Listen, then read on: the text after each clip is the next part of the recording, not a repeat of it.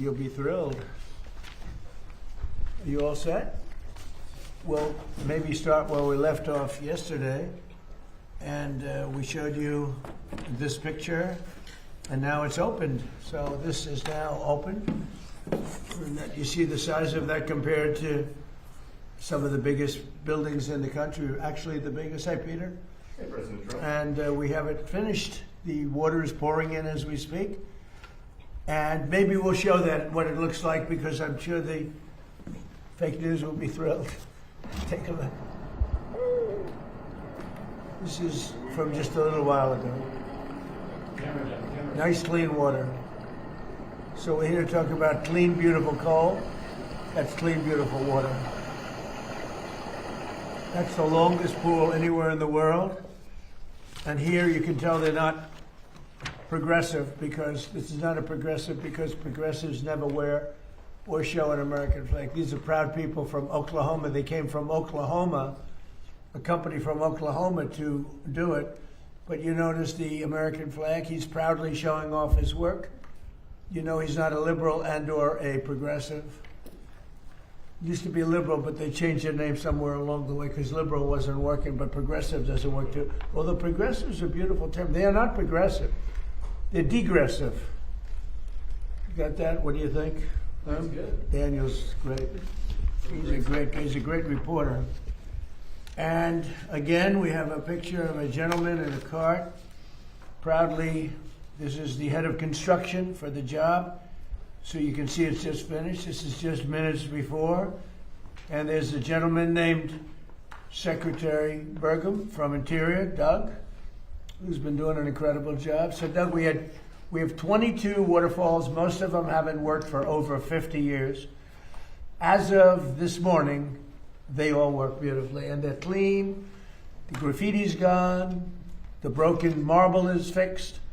Well, there's a way of fixing it. You use a thing called silicone, and you fix them, and they look beautiful. All of the hate and everything is removed from them. Some of them done through stupidity, actually, but hate. But here's another picture. Now you can tell this is a proud American because he's got a flag. Protesters never have, the bad protesters never have flags up. They somehow don't like the flag too much, but we do. So that's great. We put in today, as you know, about Save America, the Save America Act. I don't know, someday the Senate and the House will get it done, although I must tell you the House has approved it about 3 times already. Save America Act right here. We have, everybody can see that. And then we'll talk about clean, beautiful coal. You're not allowed to say coal within the Trump administration unless it's preceded by the words clean, beautiful. Complicates our life, but it's good, right, Chris, wherever you may be? It is clean and beautiful. I'll tell you, it's effective. So the Save America Act is all voters must show photo ID. So you go to vote and you show photo ID. Not complicated, right? You know, who could oppose it? They say it's an 80-20. It's not. It's about 99-1, and we'll never find the one person. Andy, congratulations, Andy, on a big victory. Thank you for your help. That's great. I appreciate it. But you're very good at what you do, and I've been backing you right from the beginning for a long time, right? Backing you too, sir. For years. That's right. You have. Thank you. Congratulations. You won a big election. So you have all voters must show photo ID, identification. All voters must show a little thing called proof of citizenship. Would you say that's 99-1, Mr. Pennsylvania? I would say that's maybe 100 to 0. I would think so. They say it should be. No, but they say it's 80-20. It's not 80-20. It's 99. And we've never found the one person. There's another one. Then you have no mail-in ballots, but we want to be liberal, as they say. Or we'll say we want to be progressive. So it's no mail-in ballots. You see that's what's happening in California. They're rigging the election. Now, maybe we caught them, and maybe they won't be able to get away with it. They tried with me. They did it successfully the second time. The third time, we made it too big to rig. Too many votes. They couldn't do it. They can only go. They sort of gave up at about 9:07 when they got slaughtered with the votes that came in. but no mail-in ballots except for illness, disability, military, or travel. So we're being very progressive, and we just don't want cheating in our elections. And you see it happening in California. Those numbers are coming down rapidly. They found a lot of mail-in ballots last night, shockingly. So we don't want that. Then we added best of. This is best of Trump. No men in women's sports. No transgender mutilization surgery for our children. I would say that's pretty close to 99-1 also. No men in women's sports. I would say that's pretty good. We had the quarterback, Jackson is the quarterback for the Giants. He's a big, strong guy. And I said, how do you think you do in women's sports, Jackson? He said, pretty good, sir. He didn't know I was joking. he was not worried, so let me put it that way. He would have been the greatest athlete in the history of women's sports. You got to see the size of this guy. Like a male model, and he's going to be a great quarterback. So we talk about that. And so we just would like the Senate, Democrats, Republicans to pass it. Interestingly, Democrat people, not crooked politicians, because most of them are crooked, or they're sick, or they're Trump deranged. There is Trump derangement syndrome, but the people, it's 86, 87%. Democrats. I mean, Democrats are fun. I have a lot of Democrat friends, but I don't know, for some reason, when they go into politics, they get radical left crazy, and they're trying to destroy our country, but we're not going to let that happen. So today we're taking historic action to bring down the price of energy and the cost of living for all Americans with the power of clean, beautiful coal. If you look at China, if you look at so many of the successful countries, they're using coal. If you look at some of the real great failures countries, they're using wind. Just keeps blowing, and puts you right out of business. Very expensive, most expensive energy there is. So wind is not working very well, but they keep it going, and because people get subsidies by countries that are stupid. Doug, I would say we haven't been long on wind. Do you agree with that? He understands numbers very well. You know, Doug was very, very successful. Believe it or not, I used to think it was in energy, but he was successful in technology, and he sold his company to, I think, Microsoft, right? And for a lot of money, and he ran for politics. He ran for office, went to North Dakota, won immediately, won governor, who was very successful for 8 years. And I watched him during one of the performances of some very talented people. And I said, we're going to get him to work for us. And then I said I was going to put him in charge of energy. And he said, sir, there's a better man than me for that one. Not in all ways you feel that, but in one way. In energy, you do. And that was Chris, right? Yeah. Where's Chris? Right here. Right behind you. Well, he's a hard one to find. And Chris has done a fantastic job, and he's one of the reasons we're here today. We have had, we're right now double Saudi Arabia and Russia. If you double them up, that's what we produce, more than anybody else times 2. So think of that. As a result of the $700 million investment that I'm announcing today, we will protect 14 coal plants and 42 coal mines. It's a tremendous number. And build 2 new coal plants and 1 massive new export terminal, because we're exporting coal. Coal's a great business, really a big business, and it's real power. It's in terms of power, there's really nothing like it. You have so many different alternatives. They talk about some, but there's no real alternative. China, by the way, last year built 52 coal plants. They built about two windmills. You know, the only time they build a windmill is when they're trying to sell them to stupid people from the United States, the suckers. And by the way, and all over Europe, they sell the windmills, but they don't use them. I wonder why. They use coal plants and other things. These actions will support over 14,000 jobs and save the American people $50 billion in electricity costs.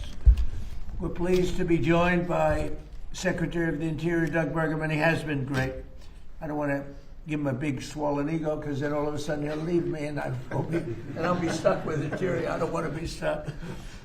But he's really done a great job. Secretary of Energy, Chris Wright, who's fantastic. And maybe our MVP. What do you think, Doug? It's close. Yes, right here. What do you think? MVP, Lee Zeldin. And the job he's done is great. We had the auto industry in yesterday. They don't want people to fix their car. I said, that's strange. I'd never heard of that. They have a thing to, nobody's allowed to fix their car. They gave a man 7 years in jail, actually, because he fixed his own car. So I thought we'd do something about that.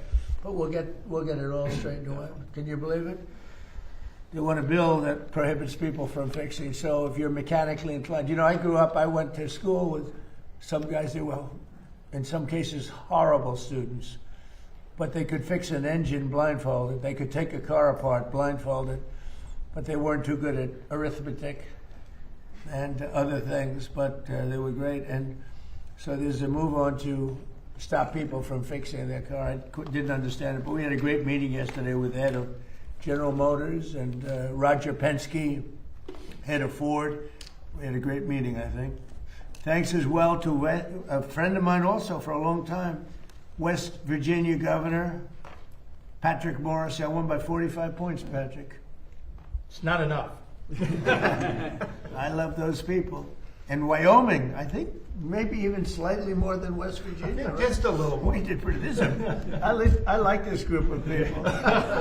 But Wyoming Governor Mark Gordon, respected guy, great governor, both of them really amazing. And Representatives Dan Muser, Riley Moore, Derek Van Orden, Juan Ciscomani, and Andy Barr. So you have a lot of representatives here that are fantastic. Today we're officially invoking the Defense Production Act to save 13 coal plants in West Virginia, Kentucky, North Carolina, Indiana, Tennessee, Arizona, Arkansas, Oklahoma, North Dakota, and Wisconsin.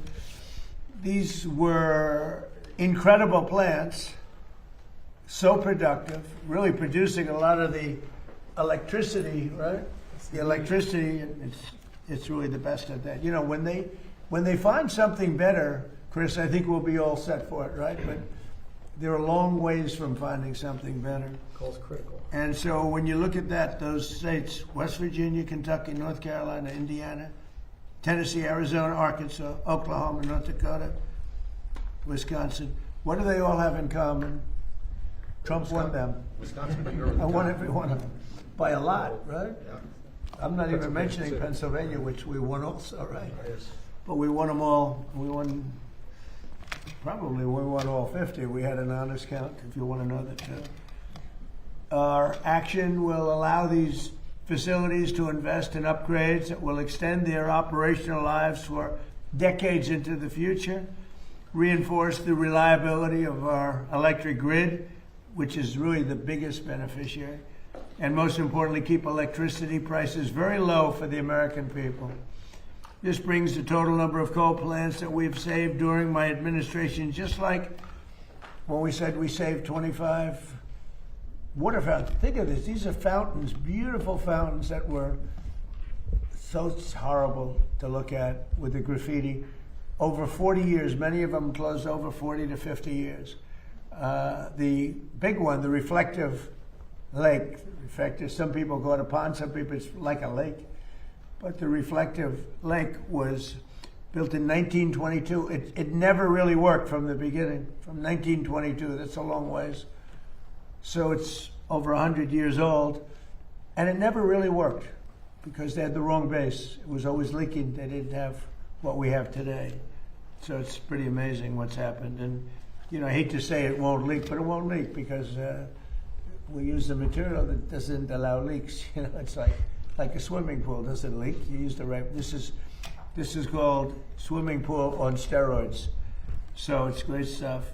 And today's actions, we're also supporting coal mines and coal miners in Wyoming and Pennsylvania, Kentucky, West Virginia, Ohio, Indiana, Illinois, North Dakota, and New Mexico. And they're all going back to work. It's interesting with the mines, that famous scene of Hillary when we went to West Virginia. Yeah. and she had just left another state, and she was trying to convince everybody that they should go into technology, no longer be miners. And these guys in West Virginia, they didn't want to hear about it. They wanted to be, remember that scene around the table? They talked to this beautiful, big, strong miner, and they wanted him to make computer chips. She said, we'll teach him how to make computer chips. His hands were so large, he couldn't hold a computer chip. He's looking at it. He had fingers that were like 3 inches around, and they're talking about making a computer chip. And he didn't like it, and he ended up being one of our best ads ever. She wasn't, and she did rather poorly. She lost, I think she lost by 77 points or something like that. Pretty tough to go you knock coal, and then you go 2 weeks later to West Virginia to try and win the state. It didn't work out well for her. But the miners love us. What do you think we got with the coal miners? Would you say we got 90%, 100%? What do you think we were on this? Pretty high. Yeah, pretty Probably high. higher than any group in the country. Pretty high. Yeah, it can't be bad. Well, we did well with all the groups. I'll tell you, the group that now likes us are the auto workers, because we're building more auto plants now than at any time in the history of our country. So it's great to watch and see what's going on with the U.S. We're the most respected country anywhere in the world, and we were a dead country a year and a half. We were a dead country. We were a mocked, laughed at country. Starting this summer, the West Gateway project will break ground, and by summer 2028, over 12 million tons of clean, beautiful coal per year will be shipped to countries all around the world. And this project's been delayed over 10 years, and Biden ended it, and then Barack Hussein Obama. Have you heard of him? Barack Hussein Obama, another one. He's another beauty. But that delay is now over, and it's going to be very productive. It's going to fuel our electric plants in particular. It's going to be amazing. Finally, we're taking nearly $200 million in that to set aside for the Green New Scam, and it was set aside for the Green New Scam, but the Green New Scam is history, and repurposing that money so that we restart a coal plant in Maryland and help build 2 brand new coal plants in Alaska and West Virginia. And these are all built with new technology. It's very clean. It's amazing how that's come along. It's all very clean. And the first new coal plants to open in our country since 2013 couldn't open. You couldn't even think. They were only closing them. They were closing them, and you had brownouts all over the place. But you don't have that anymore. Do you notice? Under 4 years of Sleepy Joe Biden and the radical left Democrats in Congress, not a single permit was approved for a new coal mining project. But in over 1 year of our administration, we've already approved 76 permits for clean, beautiful coal. Last year, we prevented 17 gigawatts of coal-powered electricity from going offline, and that's enough power for about 13 million homes. Think of that, 13 million homes at a very low price. It's the lowest price. So now I'd like to ask Secretary Burgum to say a few words, followed by Secretary Wright, Administrator Lee Zeldin, and then Governor Mark Gordon, and whoever else wants to say a few words, including my new friend, my new governor friend. So, Doug, go ahead. Well, thank you, President Trump. With these announcements today and everything that your administration has accomplished so far since you've taken office, this administration has done more to save, protect, and expand coal in our country than any administration perhaps ever. Clean, beautiful coal. Clean, beautiful coal, absolutely. And none, I'm only kidding. That's okay. When you took office, the first thing you did was declare an energy emergency. Some people questioned that, but the prior administration under Biden had gone so far down the path of pursuing the highly subsidized, intermittent, weather-dependent sources of electricity that our grid was at risk. You understood that, and you understood how key coal is. It's the backbone of having affordable, reliable, and secure American energy to power our country, power our electric grid, power our competitiveness in AI, and power all the manufacturing that's coming back. As you mentioned, with those record coal leases, this is where we take federal public land, lease it to the private sector. They write a check that comes into the Treasury. They create jobs, help support local communities. So there was 0 coal leases held in 4 years under the Biden administration. You heard the president talk about 76 here. We've slashed red tape. Those took years to get. Some of these projects for coal mining we've approved in less than 1 month under the emergency procedures. And we also have opened up for leasing another 13.1 million acres that people can bid on in our country on public land. And this is land that was set aside. This is not national parks, it's not wilderness area, it's not our wildlife refuges. This is public land that was set aside for the benefit and use of the American people, including energy development, making sure that we've got affordable, reliable energy. So using those public lands is what we're doing. And then the last thing within Interior, I would say we did strategically designate through the U.S. Geologic Survey, which is part of Interior, designate metallurgical coal as a critical mineral. So it's on the list.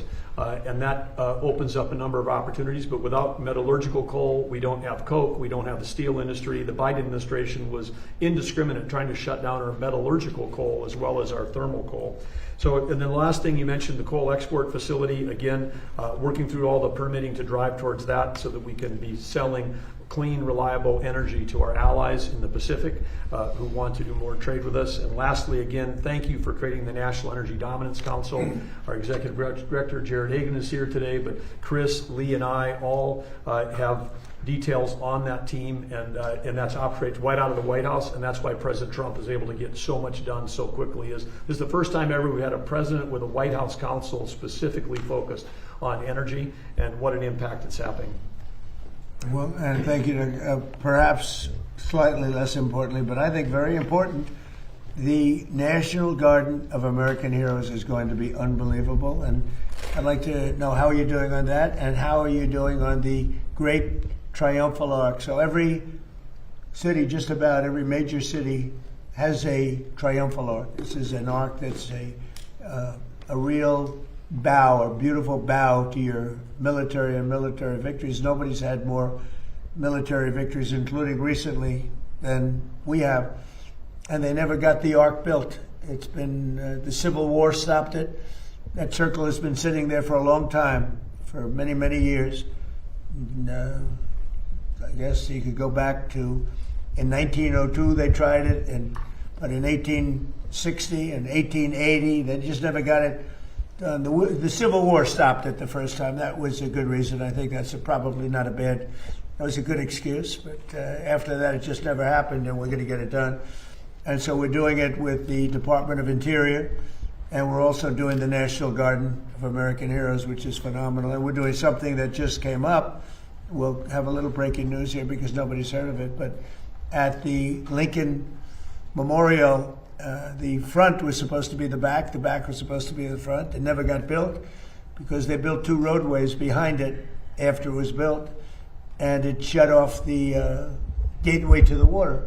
That was really going to be the main entry, and we're going to be doing that. It's called the Promenade. It'll be the Promenade. They want to call it the Trump Promenade, but I don't know if I want to do that.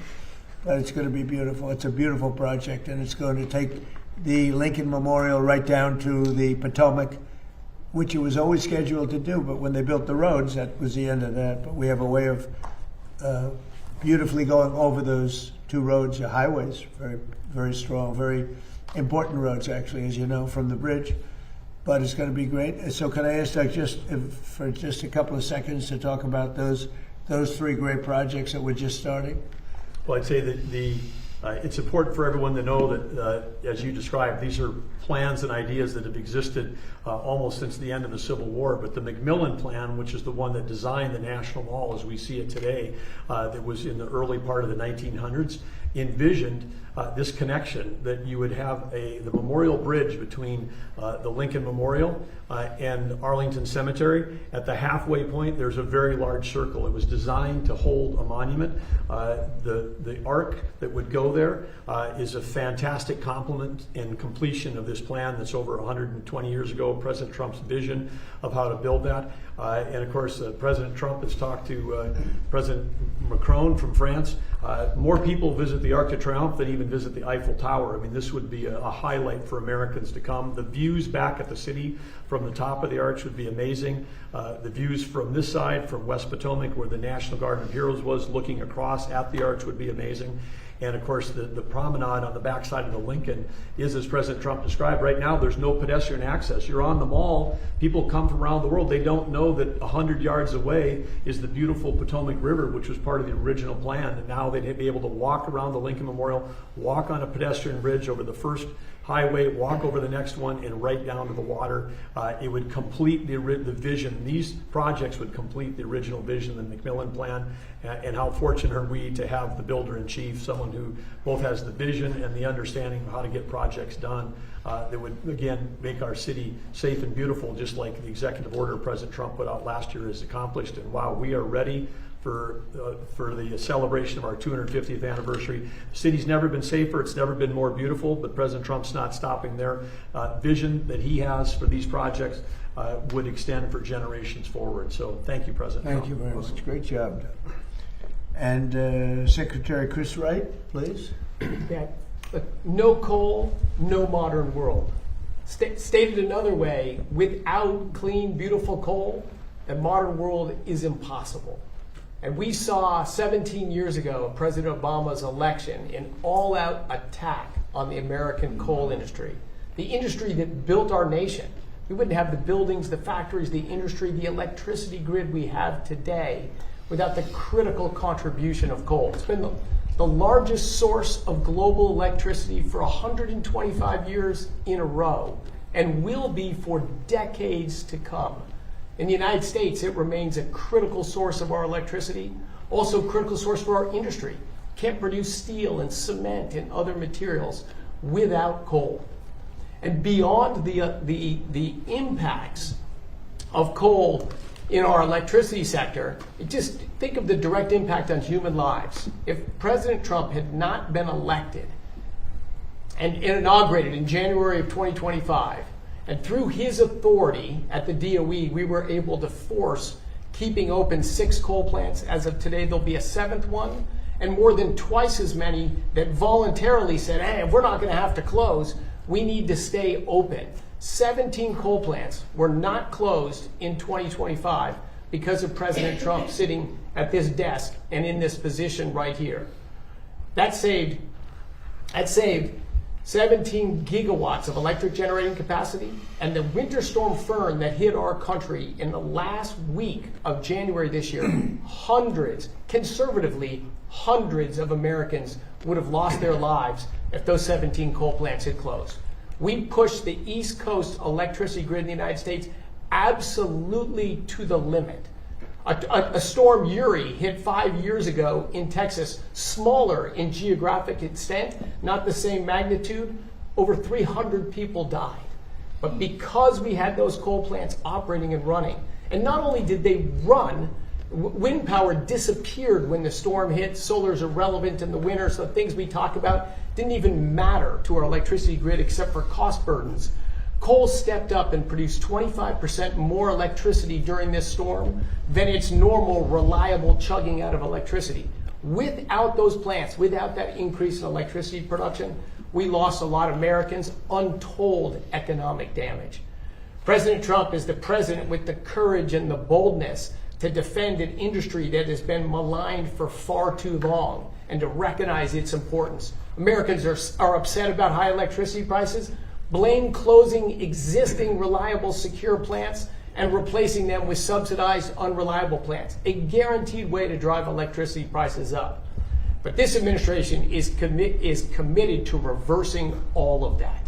That money we've talked about from the Defense Production Act, thankfully, because of the One Big Beautiful Bill and these fantastic congressmen sitting around me and governors, without that legislation, we wouldn't have the money and the Defense Production Act authority to keep open so many plants. It is hard to overstate the magnitude of this. If you look at our efforts across the whole government so far, 45 coal plants are open today that would not be open. Where would we be to reindustrialize America? Where would electricity prices be if we had let all of those plants close? But we're not doing it.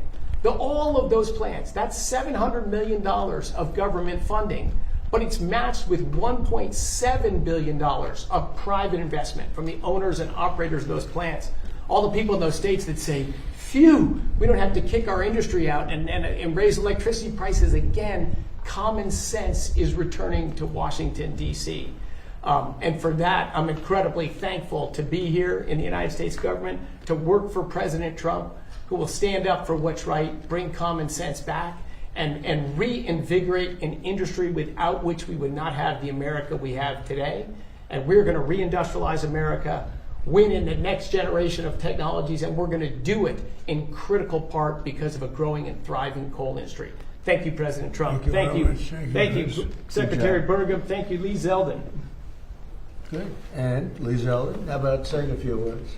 For so many Americans, clean, beautiful coal is their source of heat, of energy, of warmth, of a job, an economy, a community, a family. And for too long, you saw Democrats who were telling these coal miners that they should just learn the code. And what we saw during the Biden administration at the EPA, for example, was regulation after regulation after regulation, trying to strangulate out of existence coal, to destroy it. Enter President Trump. Declares a national energy emergency, creates a National Energy Dominance Council, and he told us at the EPA, at Trump's speed, to be getting rid of these regulations as quickly as possible on behalf of those Americans who want to just stay warm, who want to live the American dream, who want to have affordable access to energy. The Democrats were running for power to sit at this desk and to leverage that power to destroy these communities. Enter President Trump. He has saved clean, beautiful coal, and it's been an honor to be part of it. Thank you. Great job, too. Wyoming Governor Mark Gordon. Thank you. Mr. President, it's an honor to be here. Thank you to the secretaries who have breathed life into an economy in Wyoming that has been there for a long time. Wyoming produces the cleanest, most beautiful coal, low sulfur coal. You don't mind if I push them? And it's fun because we have a chance to educate our kids. Now, let me just talk a little bit about the other side of this. When a kid grows up in Wyoming, their education's paid for in large part by coal severance taxes, by the royalties that come from mining that coal that was shut down by the Democrats. When they have a chance to get a job, they can go look to the coal mine. And it's not just digging coal the way we used to, it's high-tech jobs. You know, at this point, we don't mine coal the way we used to at all. It is very, very technologically proficient. And what's more important, it's environmentally sound. I would invite you to come and look at the reclamation that's happened in the Powder River Basin, and we can demonstrate that it's environmentally sound, that actually wildlife populations thrive and do better. Today, Mr. President, I really want to talk to you a little bit about our recent trip to Japan and to Taiwan. Both countries that were going to forswear coal. And now they realize that they need that reliable, dispatchable, secure source of energy. But they can't get it as clean as they can from the Powder River Basin. So to be able to open that Oakland port is absolutely essential for the lifeblood of our state and for our coal mines. It is something that we tried to do in your first administration, and we almost got there. We actually were prepared to go through that, I guess, belt that we have on the West Coast with California, Oregon, and Washington, and finally enforce the Commerce Clause to allow states like New Mexico, Wyoming, Utah to have access to that Asian market. And let me just tell you one last thing about that. It's not just about clean, beautiful coal. We have companies like Peabody that are now saying, we believe we can get rare earth minerals and critical minerals from what we're doing. So we are advancing technology, advancing the opportunities and the security of the state, all because of your vision, sir. Thank you. Thank you very much. Thank you very much. Would you like to say something on behalf of West Virginia? I would like to love say, that place. Mr. President, all West Virginians are so deeply grateful to you for your focus on protecting their energy jobs. The coal miners know the incredible importance of why we're here today, and to talk about the potential for new coal-fired power plants, that excites them. And I think West Virginians are really inspired because we're America's energy state. when you think about what's happening on the global scene, where that fight, that international fight with China for information technology supremacy, we believe that your policies are going to allow America to compete and win. And West Virginia is going to supply the coal, the gas, the nuclear to help make that happen. So I'm very excited by everything you're doing, even some of the relatively small things when you come in and you sign agreements with your administration, putting hundreds of people back to work. It's all making a big difference for West Virginia. So thank you, Mr. President. Like, as an example, the Gulf of Mexico into the Gulf of America. It bothered me for many years. We have 92% of the frontage, and we made that little change. And Mexico was thrilled. They were thrilled about it. But that was a good one, right? You were telling me before that was a good one. It's about the United States now for a little while, if it's okay. Would you have any questions? Yes, Mr. President. Yes, President Trump, this was just crossing as we were heading in here. President Zelensky wrote a letter to President Putin. He wants the two of them to meet to hash out the end of the war in Ukraine because he thinks you are too busy with the war in Iran. Is he right? Well, I don't know. I'm glad that they're maybe talking about meeting. I think we had a lot to do with it. I know exactly what you're doing. But I think it would be great if they met. They should get it done. Mr. And President, there's been a lot of talk lately about the Treasury putting your face on a $250 bill. Have you seen a mock-up of the Trump $250 bill?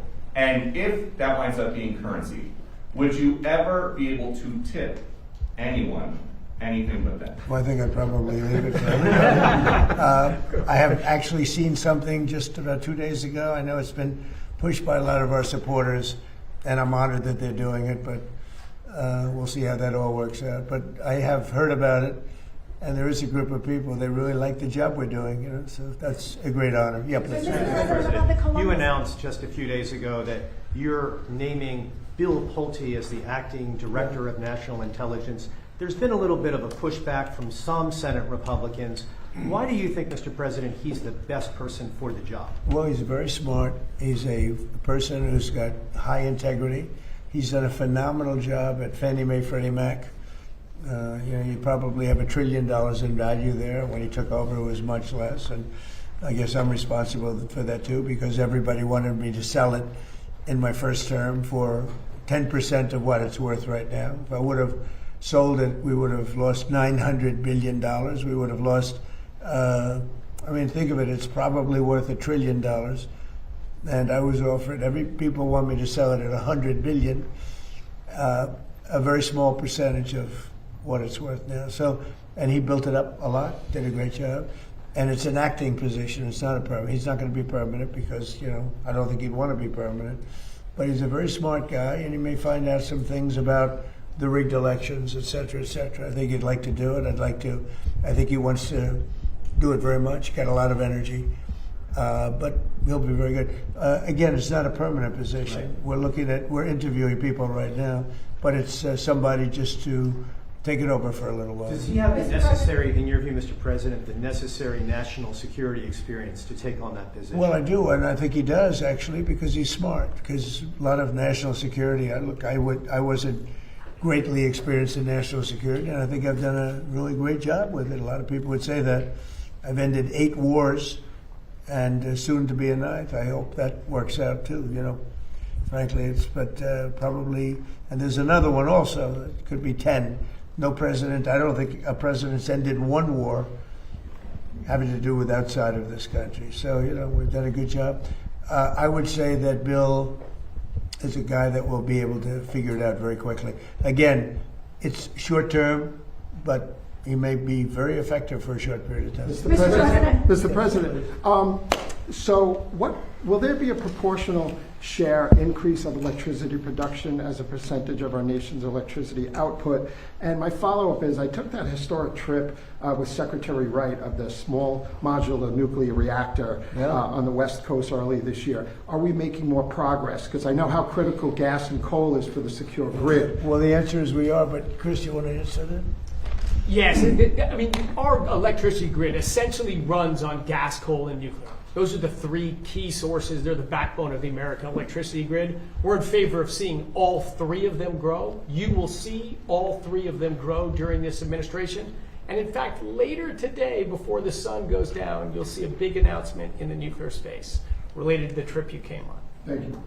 Thank you. Mr. President, President Putin said today that he was willing to make compromises that you requested to end the war with Ukraine if Ukraine was willing to make similar compromises. Yeah. What were the compromises that you asked Well, Putin I'd to make? rather not say, because Peter asked me. I think it was meant as a little wise guy question, but I'm not sure. But I'm very responsible when that happens. It's going to happen. They're going to both make compromises. I suggested those compromises. And, you know, we've had a lot to do with it. We'd love to see they're two very good people. They're two very, incredible countries, beautiful countries. They got us up. Last month they had 25,000 people killed. Soldiers, mostly soldiers. Some people, but mostly soldiers. And it's been averaging probably almost 25,000 people every month of soldiers killed. And I've been very strong on the fact that they've got to get that over with. So, but they do. I want them each to make certain compromises. I think they're going to do that. Yeah, Daniel? Mr. President, thank you. You, through your actions, have saved and supported more than 100 coal plants in your second term. When you hear something like that and you try to create an environment where they're not just surviving, they're thriving, what does that do to the reliability of our energy grid, but to the economies as well of states like Pennsylvania, West Virginia, Wyoming? How does it bolster those economies? Well, we were destroying our grid because we were relying on wind and other things that don't have the power, they don't have the strength, they're very expensive. Wind is the most expensive form of energy. It sounds good, wind, beautiful wind, but it's very intermittent. But those windmills cost a fortune. They break, they kill the birds, they're bad for the environment. Nobody wants to be near them. The houses, I don't know how they got popular. They're not popular with the people. They're popular with investors because they get subsidy. But we pretty much cut that subsidy out, I think, Doug, right? Absolutely. In the working families tax cut bill, it all expires, and since the subsidies have gone away, there's virtually no one, particularly offshore, no one is trying to build one of those projects in America. Turns out they weren't trying to generate electricity; they were just trying to generate tax credits. That's right. You're supposed to be making money with energy, and here wind it needs subsidy. Energy shouldn't need subsidy. We have so many different forms of energy, but I've talked about it for years. Wind is the most expensive. It's the worst. It causes tremendous problems, and it does. It kills millions and millions of birds a year. Nobody mentions that. You'd think if that were anything else, everybody would be sued. If you kill a bald eagle, to put you in jail for like 4 years or something, and yet windmills knock them out of the air all the time. Nothing happens. It's disgraceful. So we're into energy that really works and works powerfully. Yes, go ahead. And we're waiting outside to come into the Oval Office. Everyone's looking at the UFC structure, Yeah. the claw. Are you happy with how that's coming along, and It's what are your incredible. expectations? We put it up in 5 days. It's incredible. And I told yesterday the story of the Eiffel Tower, and it was 1889. It was put up. It was going to be brought down right after the World's Fair ended, which was up for a short while. And they said, well, let's leave it a little bit longer. Then they said, let's leave it a little longer. It never came down. That was 1889, the World's Fair in Paris. So I jokingly said, let me tell you a story about the Eiffel Tower. Now, it'll come down after the fact. There were actually some people who said he wants to leave it up. Yes, please. Mr. President, about the Columbus statue, Columbus Fountain at Union Station, it looks amazing. Thank you. And what does that mean for the relations between Italy and the United Well, States? it means Italian people love Trump. Because, that was controversial. People want to rip it down. You see how beautiful it is. And we didn't only not rip it down, but Doug and his group and all of us together, we beautified it. It's I didn't know that marble was going to be so beautiful once we cleaned it up. You wouldn't believe it when you saw that thing was loaded for 50 years with filth and graffiti and everything else. It's amazing. It's amazing how good. They did a really great job. On the Strait of Hormuz, Mr. President, do you still want European allies' help? We're discussing energy today, and Well, we don't what need kind the of help. help do you? What kind of help would you want? Do you have a We're the definite most ask? powerful military in the world. We gave them a chance to help, but they chose not to. NATO. We went to the NATO countries. We went to others too, in all fairness to NATO. And I wouldn't say I gave them a hard sell, but I said, hey, if you'd like to help, it'll be wonderful. And they all turned us down. And, it's going to be an expensive proposition for them because they shouldn't have done that. They should have helped. We don't need it. We have our own. We have much more than we need in terms of oil and energy generally. But European countries and other countries, they need it tremendous. Some of the European countries need it really big. And they should have said, we'd love to help. But if you could choose, but Mr. President, if you could choose, what would you ask them to do, sir?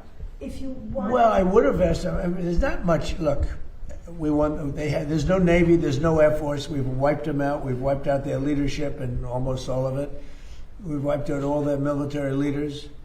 They're down on the third. Now, maybe they're very good. I don't know. I can't tell you that. But certainly the first ones didn't do very good because they were literally, after 3 days, almost the entire military was wiped out. They had to get new generals.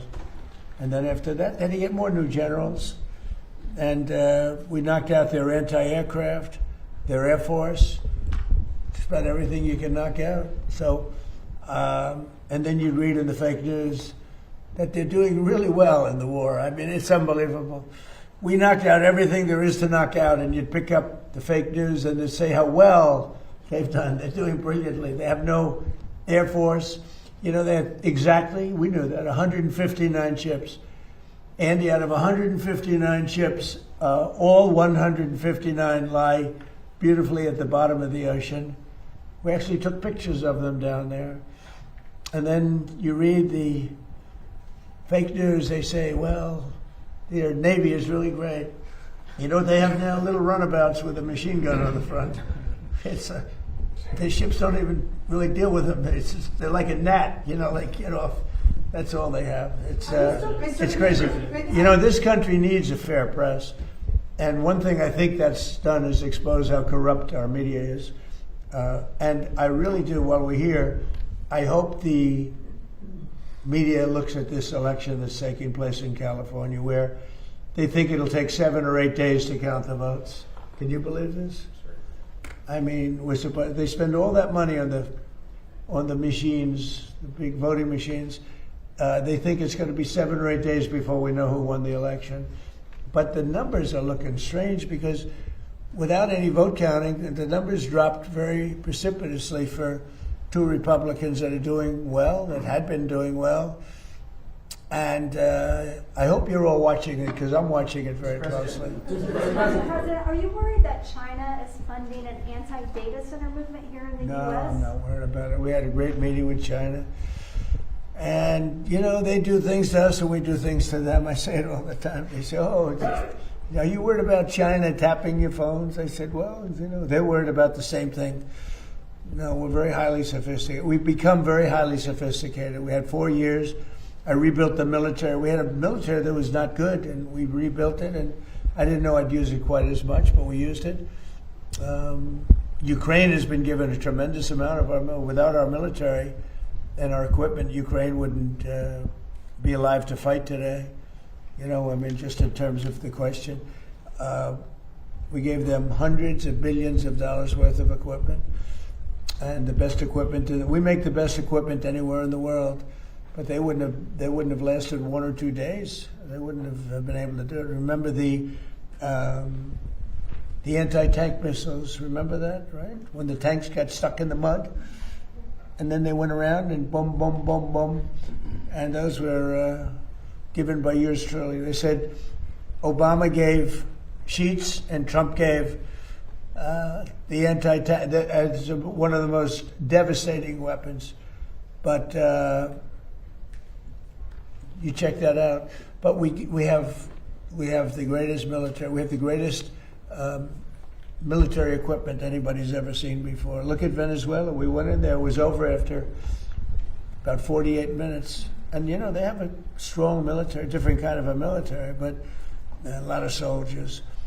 And you look at Iran, where we essentially wiped out their military. Now, there's some missiles left, but very few compared to what they had. And speaking of our military and Iran, I wanted to ask you about this report that you would only restart the conflict with Iran if they killed U.S. troops. Is that your red line for ending the ceasefire?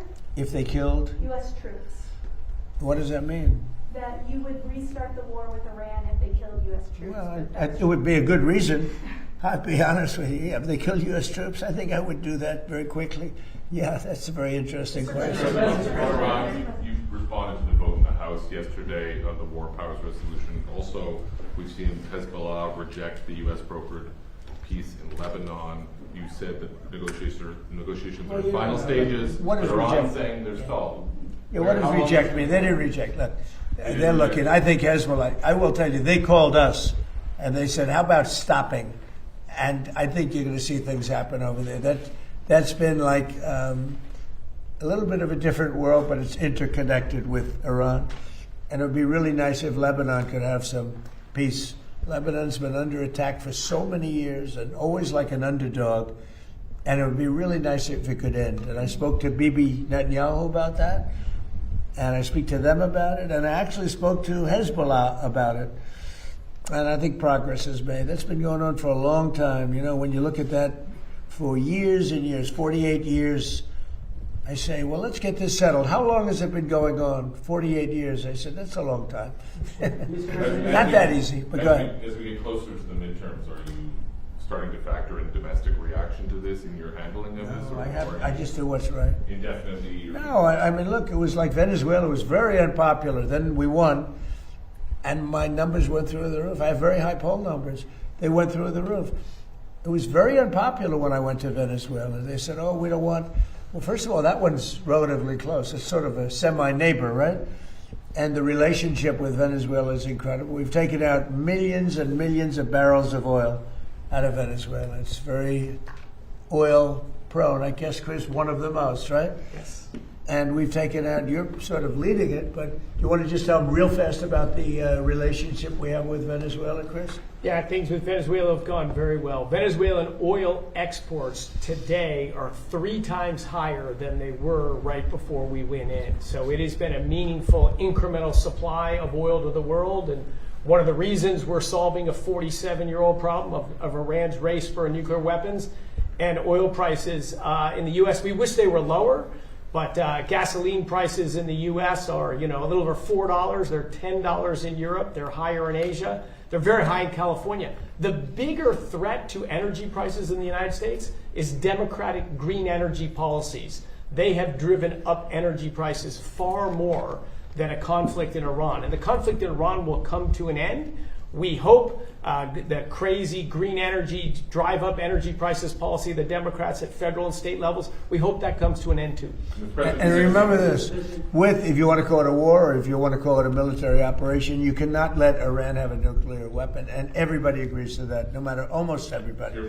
But wait a minute. Our gasoline prices are lower than they were with Biden without that. And he would have let them have, in fact, he inspired them to have, frankly, a nuclear weapon, him and Obama. Obama picked the wrong country, you know that. And the Obama deal, I terminated that, or they would have had a nuclear weapon. That was a road to a nuclear weapon. Our deal, if we make that deal, and it's going well, but who knows, if we make that deal, it's the exact opposite. They will never have a nuclear weapon. It sounds like you're in for as long as it takes. I'm not going to let them have a nuclear weapon, no. With Obama, it was a road, you know that, it was a road to a nuclear weapon. That was a short-term agreement, and at the end of which they would have a nuclear weapon. So they would have had it 4 years ago. Then we attacked with this beautiful plane right here, the B-2 bomber. We attacked 10 months ago, we attacked their nuclear sites, and they were obliterated. It turned out that, CNN was wrong.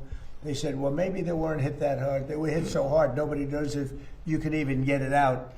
But the only ones that have the capability of getting out is us in China. We're the only ones with that kind of equipment that's powerful enough to go down that deep into a mountain.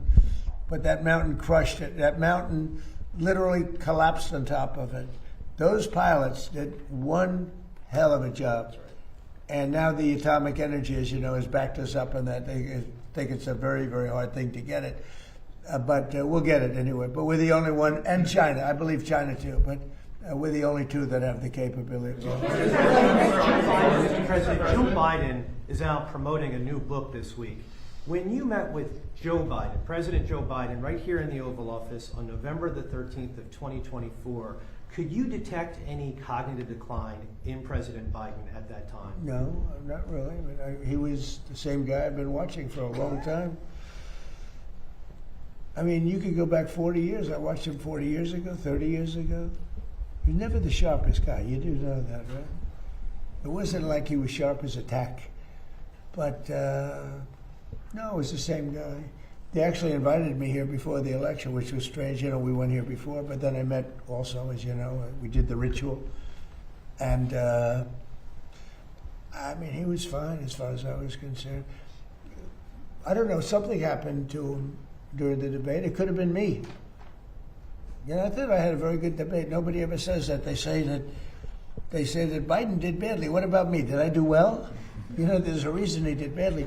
So the question is, did he do badly because he choked or because he didn't have it? But he didn't have a good, I would say this, he did not have a good night. But during that time period, you met with him for about 2 hours. You didn't feel he was slowing down? He spoke softly, Okay. very softly. And as we started to speak, I mentioned this to people, he spoke very, very softly, very low. And as we talked, we got along really well, and I thought he was fine. When I say fine, I mean, was he like talking to Doug Burgum? Was he like talking to Chris? Was he like talking to any of these monsters up here, all these tremendous politicians and environmental geniuses? Was he like talking to Andy Barr? No. He was fine. I have a question about Hunter Biden. He's on social media now, and he has suggested, maybe joking, I don't know, that he could run for president in 2028. How would he do, Hunter Biden, in a 2028 Democratic primary? Well, you would think that, you know, past has something to do with winning an election, and I would say his past is not the greatest. Where's Hunter? Remember my Where's Hunter? It became the #1 shirt anywhere in the world for about 3 weeks. I'm not going to say bad. I'm sure, you know, hey, if the guy from Maine can do well, I guess Hunter could do well too, because the guy from Maine is a basket case. And I would say worse than him is the one from Texas. That looks like Alfred E. Newman. I would say that if he can do well, maybe Hunter can do well. I'm not sure. It would be pretty close as far as I'm concerned. And I've got a question about the nuclear dust. So the bombers go in, they entomb a lot of this enriched uranium. Yeah. At this point, do you need a deal with Iran to go get it? Or No. have you thought about just a covert, daring, send in the SEALs, send in the Rangers? Yeah, but I didn't want to be Jimmy Carter, you know. I didn't feel like being Jimmy Carter. So that's off the We table. did. Well, we thought about it right at the very beginning, before we did what we did, before we destroyed their entire military. We thought about it, and I didn't want to be in a position where you had, to get there. It's not like Venezuela. Like you go in, you're there for a matter of minutes, and you're out, and everybody's waving goodbye as you take off, and you brought the cargo back. This is different. You'd have to be there for 2 weeks. You'd need massive equipment. You'd have to airlift the equipment in. You're in a war zone. And there was a time at the very beginning when we thought about doing that, because they would have not been watching, but they would have found out. I mean, during a period of a week to 2 weeks, you would have had a major construction operation, because that plane, and more importantly, those people that operate those planes, including the mechanics, they flew for 37 hours round trip. Think of that. And the tankers that refilled them 4 times, and what an operation it was. Amazing. And but we would have been, Peter, we would have been there for a period of from a week to 2 weeks. We would have gotten it. But I said, I don't like the idea of that. All of a sudden, they, pinpoint, they still had missiles left. That means they would pinpoint you and just keep lobbing them in until one gets through, and people would have gotten killed. So I didn't like it. We could get it right now. I don't think they could stop us if we wanted, but there's no reason to. It's entombed. You use a good word. It's entombed.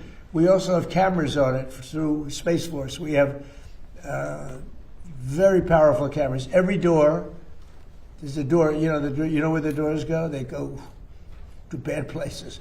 But every single place on those mountains. It's basically three, because we also hit it with tomahawks after. After that we hit it with tomahawk. Every inch of that land has cameras on it. We have about 9 of them, and they're on, and we cover it. So if anybody even got near it, we would know what we had to do. And we've heard that you want to meet with the new Ayatollah, the new supreme leader. I don't want to meet, but if I did meet, I'd be honored to meet him. I'd like to see if we make a deal. But if we make a deal, it's possible that I would meet him. I'd be okay with that. Would that happen here in the U.S., White Oh, House? I don't know. I haven't really heard too much about it. I didn't suggest it, but some people have suggested it. If it happened, it would happen. I'd be respectful. Do you think because Epic Fury killed his dad and his wife and his kid that he's got hard feelings and wouldn't want to meet? Well, I would say I'm not his favorite person. But with that being said, he's probably I don't know. He's probably a professional.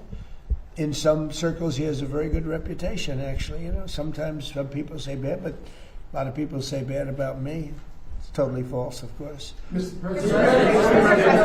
President. On jobs, tomorrow the jobs report will be released. While the unemployment rate has been steady at 4.3%, the black unemployment rate has been 7.3%. When you ran for president, you courted black voters and talked about what you described as black jobs. How do you describe why this disparity is happening? What can you do to close that? Well, we're doing very well with the black jobs, African American jobs. I saw some numbers that we're doing really well. But where we're really going to do well is when all these plants are open. We're building many car plants. We're bringing cars back from Germany. We're bringing, we lost the car industry years ago. 54% of the industry went to Germany, Japan, Canada, Mexico. It's all coming back. It's amazing. And where your black worker is really going to do well is when those factories open. So I think they're going to be great. We've been doing very well. It's been a big focus for me. Yeah, please. Yeah, thank you, Mr. President. On today's announcement, how do you ensure the estimated cost savings are passed on to the consumers and not held by the company? And then on Iran, what specific progress has been made today in talks with them, and where are the sticking points still? So we're really lowering costs. When I came into this job, we had the highest inflation in the history of our country. 48 years, they say, but I think the history of our country, whether it's 48 years or more. But we had tremendous inflation with Biden, during the Biden. They had one of the highest ever. And I inherited that. The costs were very, very high. And at my first news conference, Peter and others were screaming at me about eggs. Remember, Peter? Eggs. What about eggs? Maybe it wasn't you. About the eggs. But I wanted to inject Peter into it. But he was screaming to me about eggs. And I said, "What? Tell me about eggs." This is 2 days in. They said eggs had quadrupled. I said, well, they didn't quadruple under me. And they didn't want me to order eggs for the Easter egg hunt that was going to take place in a few months, right? And I said, nope, we're not going to. They wanted me to order plastic eggs. And I said, nope. And we got eggs down to lower than what it was long prior to when I took over. And eggs today are about 15% lower. What we had is a bunch of con artists, the Democrats. And what they did is they left. They gave the highest prices that we've ever had for all products, groceries, everything. And they started saying affordability. They'd say, this is about affordability. It's a con job. I inherited their high prices. We brought those prices way down. And when and if you go back 3 months ago, if you go back before the war started, think of it, 3 months. So with Vietnam, we were there for 19 years. With Iraq, it was about 9 years. With another one, it was about 12 years. And with another one, we had all these wars that lasted for 9, 10, 12, 19 years for Vietnam. Think of it. And they said, you're in there for 3 months. This is a terrible thing. Hundreds of thousands of soldiers have been killed in these other wars. We lost not one soldier in Venezuela. We didn't lose one soldier. And we lost a total of 13, which is 13 too many. But when you look at hundreds of thousands of soldiers were killed in these various wars, they lasted many, many years. We're in there for a few months, and what we've done is amazing. They won't have a nuclear weapon.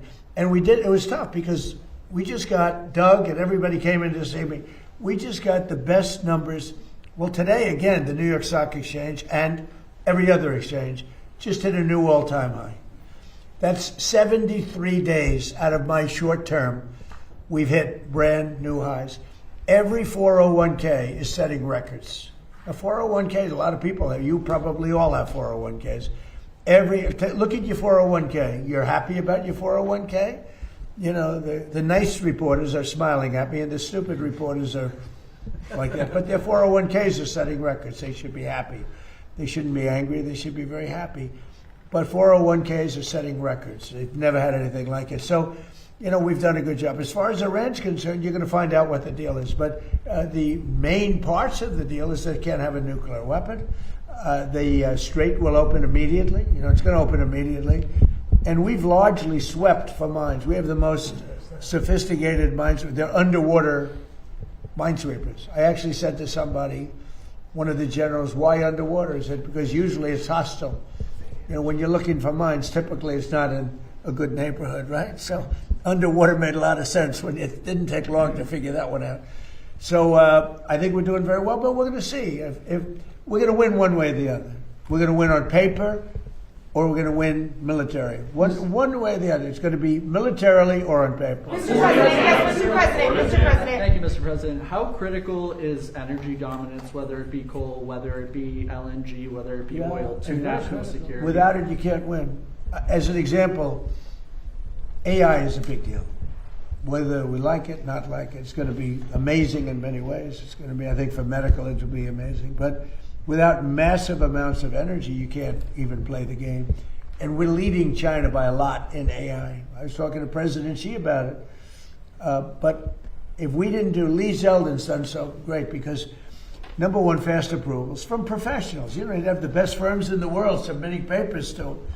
And we didn't keep them waiting for 10 years and then vote against them after 10 years. Guys would file with the environmental for a plant of some kind. After 15 years, they would be rejected. It was terrible. Now we have great professionals there, and we only accept plans from great professionals, but we give them fast turnaround. And it's been really amazing. I think the biggest thing we've done, Lee, is we let these geniuses with all this money build their own electric plant. We don't take it from our grid.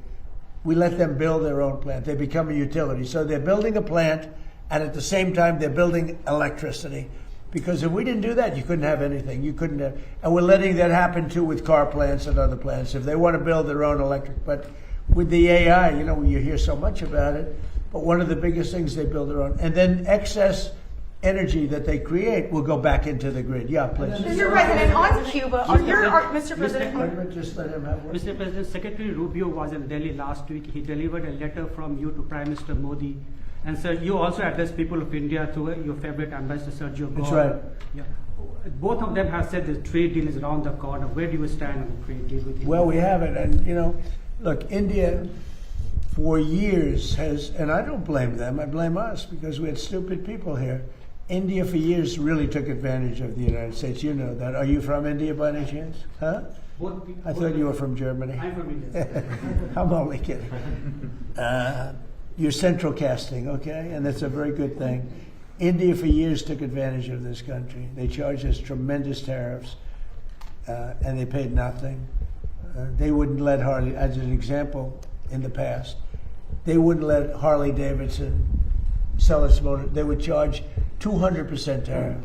So Harley Davidson was precluded. They ended up going to India and building their own plants, which is unfortunate that that happened, but it happens. It was before me. But they charged tremendous amounts of tariffs to our company, and we didn't charge them anything. You know, they sold motorbikes here too. You know what we charged them? Nothing. And now it's the exact reverse. And we're making a lot of money with India.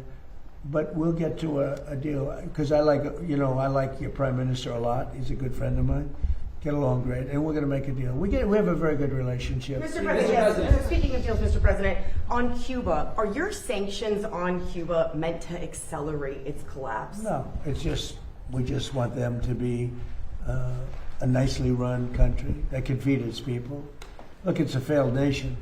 Without Venezuela, Venezuela, because it has such wealth in the ground, mostly in the ground, But Venezuela took care of them for years, and they took care of Venezuela. They were like the bodyguards. When we went in and burst into their country, the Venezuelans were guarding Maduro and everybody else. It was mostly, I mean, the soldiers were, in that case, we had a lot of Cubans were guarding. The Cubans were the guards, and they're good soldiers. But the country is starving, and it's got no energy, it's got no oil, it's got no money, it's got nothing. It's got a beautiful piece of land. You could have beautiful resorts. It doesn't have oil, but Venezuela was giving them the money to survive, and now, you know, the money is, I guess you could say, is coming to us and is going to Venezuela. Venezuela's been an amazing thing because we've paid for the cost of the attack many, many times over, and it's been a long time since Do you think that Cuba is close to collapsing, though, based on everything you just laid out? Do you think that Cuba is close to collapsing? It sort of collapsed, and we're going to handle that as soon as we've finished. I like to do one thing at a time, and we'll take care of the Islamic Republic of Iran. And as soon as that's done on our way back, we'll just make a little brief stop. Mr. President. We'll take care of it. We want to help them out. Look, we have a lot of people that voted for Trump. Whether they did or not, it didn't matter. But I had 95% of the Cubans voted for me. They're unbelievable people. They're energetic. They're entrepreneurial. You know, some of the richest people in Miami are Cuban. They're unbelievable. And I'm going to take good care of them. I'm going to let them go back to their land. They want to be back with family. You know, they have a lot of family over there. They've been treated very badly by Cuba. But we're going to treat Cuba well, and we're going to let our people go back and let them invest in Cuba if they'd like. So we have some very good plans for Cuba. I think, you know, we have to get rid of the regime was very tough, very nasty. The difference is now they don't have money coming in. They had a lot of money coming in from Venezuela. They don't have any money coming. They had oil coming in. They had money coming in. But we're going to take care of Cuba. Mr. President, sir. Mr. President. And then, you know what? They want us to. The people want us there so bad. Mr. President, sir. Last night, huge night for the city of New York. The Knicks won Game 1 of the NBA Finals. There's been a lot of speculation. Have you decided whether or not you want to attend a game at Madison Square Garden? Well, I've been a Knicks fan for a long time, and I'm also a Jim Dolan fan. He's a nice guy, okay? He's been a long time wanting to win, and he's a competitive guy, and he's got a team that's amazing. You know, I don't think they've lost a playoff game. 12 straight wins. Can you imagine that? And it was not looking good. I saw the beginning of the game, and it wasn't looking good. I missed the middle because I talked to generals all night long now. But I watched that end of the game, and they were dominant. Really amazing. And Wemby's a great player. He's going to be a great player, and he is already a great player. I say, how do you guard this guy? 7'5", and he's got a great shot, right? But they find a way to do it. They're really great. They're a great team. And I'm happy for Jim, because Jim has really been fighting hard to, you know, produce such a team. So you never know. The answer is yes. He's invited me. I'm going. Which game have you decided, sir? Say it? Game 3, Game 4. Are you excited? It could be Monday. Yeah, Monday. Mr. President, speaking in New York. Maybe I'll do both. You mentioned your meeting with the automakers yesterday. Can you tell us a little bit about that, more about that in particular? Did you discuss trade, tariffs? I did. We had a great meeting with the auto. I mean, most of them were here. They were really talking about the fix your own car kind of a thing, right? But they're doing very well since I'm in office, because I got rid of a lot of environmental restrictions. In fact, you might just tell them a little bit about that, Lee. We made it so much easier for them to build a car. They can build a less expensive car that's much better. And they were so choked up with environmental nonsense that in order to save 4 ounces of gasoline, you had to spend thousands and thousands of dollars. Lee, do you want to go into that? President Trump, we sent to Congress 3 Biden EPA waivers to California that Congress passed. President Trump signed last year, getting rid of the electric vehicle mandate that a whole bunch of other states had signed on to. Just a couple of months ago, President Trump announced here at the White House the largest act of deregulation in the history of the United States, the repeal of the 2009 endangerment finding. All the greenhouse gas emission standards in light, medium, and heavy-duty vehicles were following the law. And what that means for cost of living, just on that act alone, $2,400 more affordable per vehicle for Americans. The victories come out every single day. President Trump gave us very clear guidance. He wanted us to act at Trump speed to get this done as fast as possible. And what you see now all across America is billions upon billions of investments all across this country with new factories being built. They believe in America. They're investing in America with the American jobs to come up with it. And by the way, consumer choice, we got rid of that climate participation trophy for that annoying start-stop feature in cars to make your car die at every stop sign and red light. So yeah, the gifts, the receipts, the wins, they keep coming, and we're just getting started. Do they ask you for any tariff changes on auto imports? They didn't do that. What do you They're think? making so much money now because, I did something else that, I don't know, does it because we have no tax on tips and no tax on Social Security, no tax on overtime, right? So that's really been big. That's turned out to be much bigger than anyone knew. If you look at the people, they're saving from $5,000 to $7,000, $8,000 even on average because of that. So it's been good. But I did something else that nobody talks about. If you buy a car and you borrow money, you're allowed to deduct the interest for income tax purposes. Never happened before. And deductions were always meant for rich people. They weren't meant for middle-class people or other people wanting to buy a car. So now you're allowed to get a deduction of your interest payment. That's a tremendous thing. I mean, but what's the key? Only if the car is made in America. Thank you very much, everybody. Thank you, President. Thank you, guys. Thank you, guys. Thank you, Great. Thank you. Thank you, guys. Thank you, guys. Thank you, guys. Thank you, Moving guys. very well. Todd is very popular. He's doing great. Thank you, guys. Thank you, guys. Thank you, guys. Thank you, guys. Thank you, guys. Here's the paper. Thank you, guys. Thank you, guys. Thank you, guys.